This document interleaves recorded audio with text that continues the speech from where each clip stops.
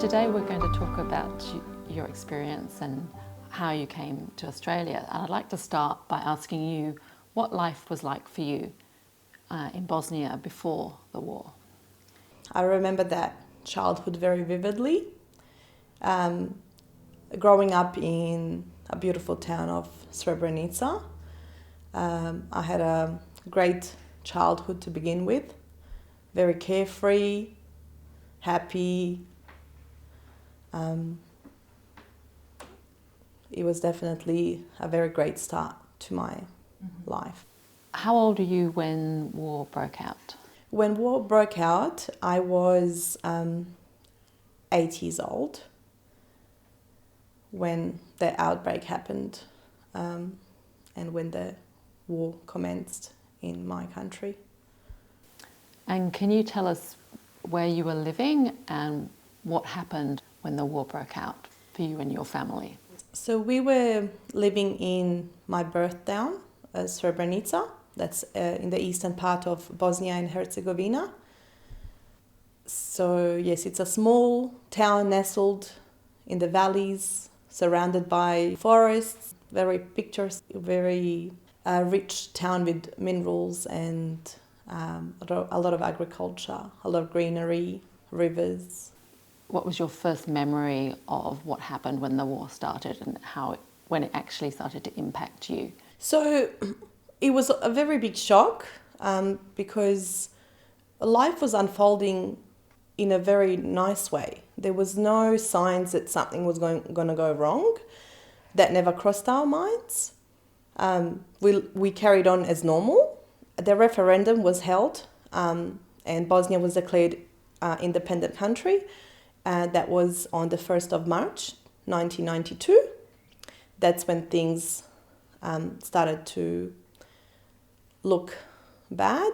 So in the coming months, a lot of the neighbouring towns, all the people were coming to the town of Srebrenica seeking refuge because the aggressors were already, the perpetrators were starting to make their way and, kill and slaughter and burn everything along the way.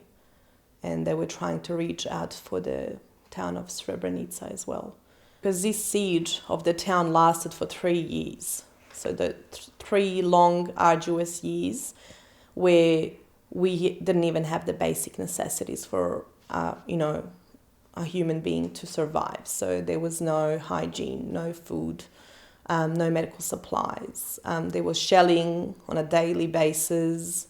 It went on for, that many years, and it was quite catastrophic.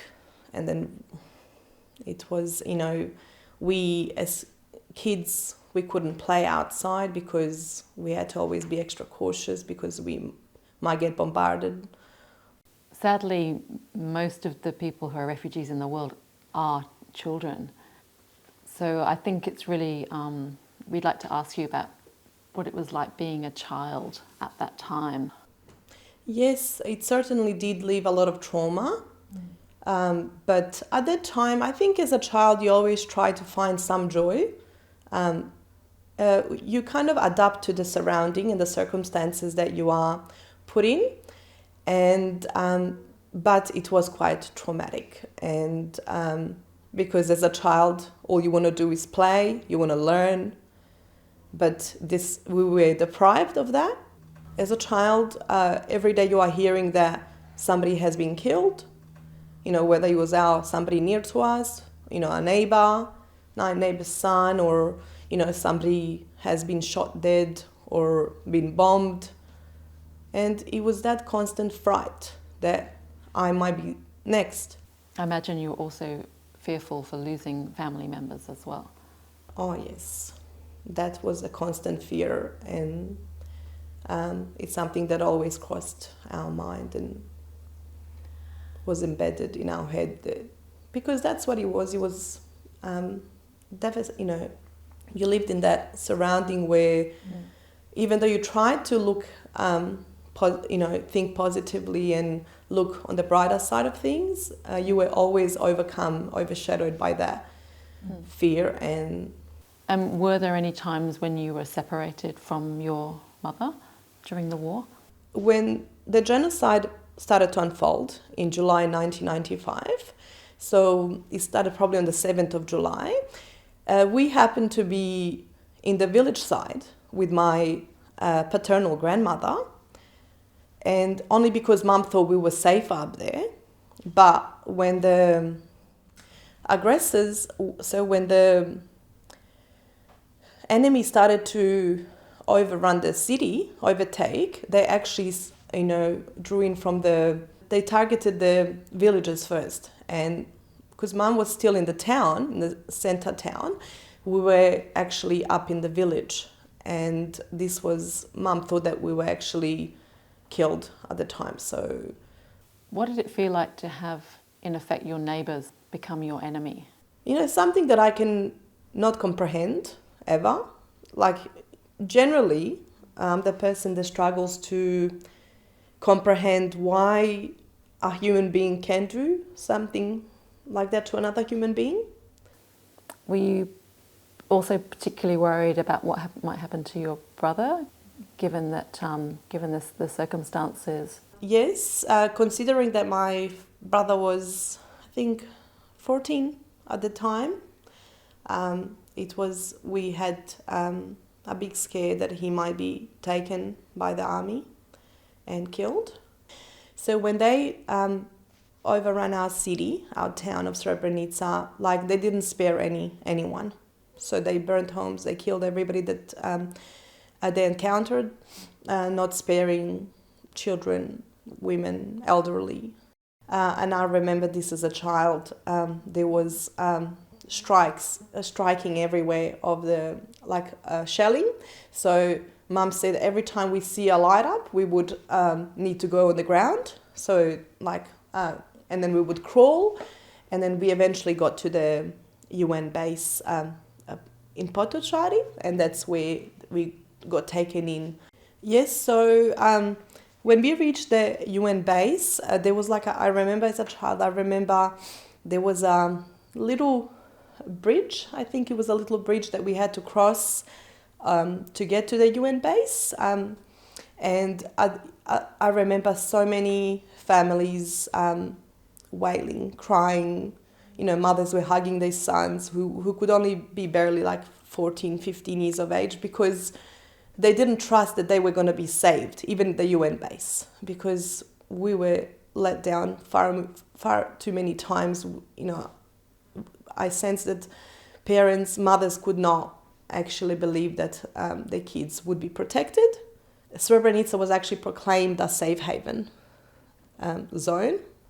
Our men that were trying to protect us had nothing to protect us with. It was just their bare hands. And it was proclaimed a safe haven zone. And yet, he ended up in a proclaimed genocide. And I suppose Srebrenica is known internationally for the genocide that took place there.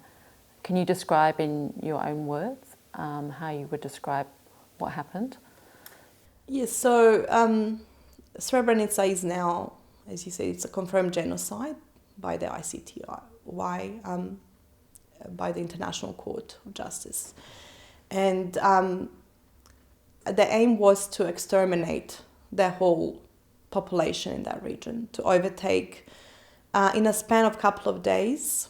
I wouldn't be wrong to say even in a day, they've killed over 8,000 men and young boys and elderly, raped women. How did you leave? How did you manage to escape?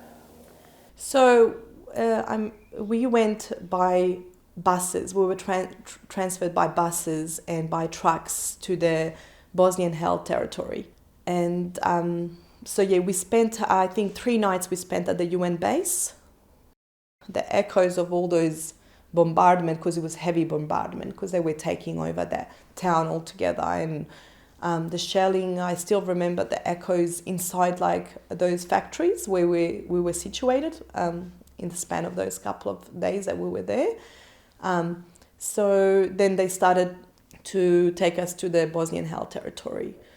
So they took us to only so far, then we had to do the rest by foot.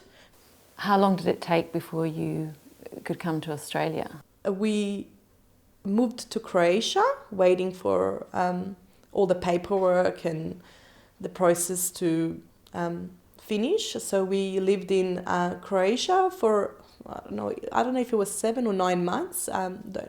So this is our document to travel to Australia that we received in, I think, September 1997. How did you feel when you learnt you were going to be moving to Australia?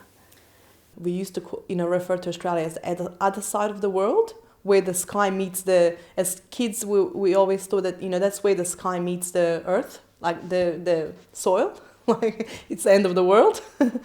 So Australia welcomed us with open arms, with so many opportunities.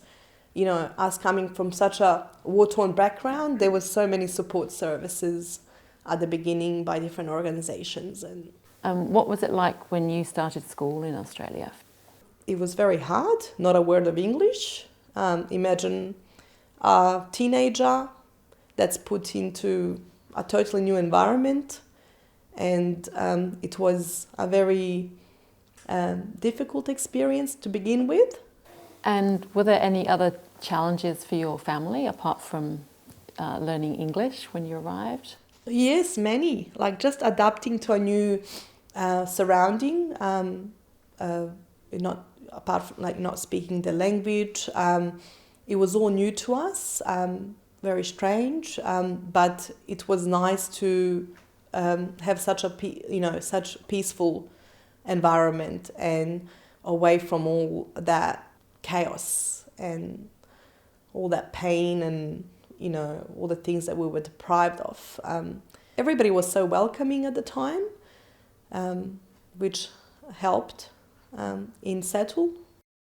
And it was difficult because we were carrying all those experiences that we were shaken by, and all that trauma, and trying to rebuild your life. So now you have your own children, a similar age as when you experienced war and displacement and building a new life here in Australia. I just wondered how having children yourself has made you reflect on your experience. Yes, I think now that I have my own children, I often find myself comparing my childhood to theirs, and sometimes I even find myself revisiting some of those events that happened to me as a 10-year-old at that time, and then I look at my kids now and I'm reliving again those things through them, and then I feel like I have missed out on my childhood. A large chunk of my childhood has been scattered, like it's been taken away from me, and my childhood has been interrupted. Like, when you look back on your life, what are you most proud of? What I'm most proud when I look back on my life is after such hardship and struggle, to come out and overcome all that, and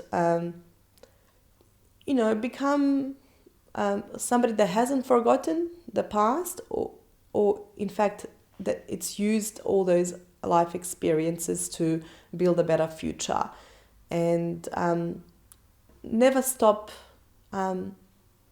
believing in good despite that dark past. With my girls, I usually say, please don't use the word hate, because I don't like to use the word hate in any context.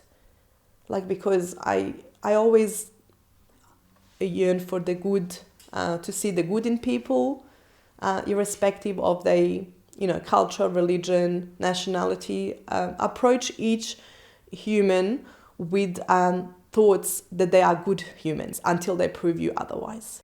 Is there anything else that you'd like to say in closing when you think about your experience? It's been almost 28 years since I have arrived in Australia, but I'm still so very connected to my home country, like to somewhere where I was born.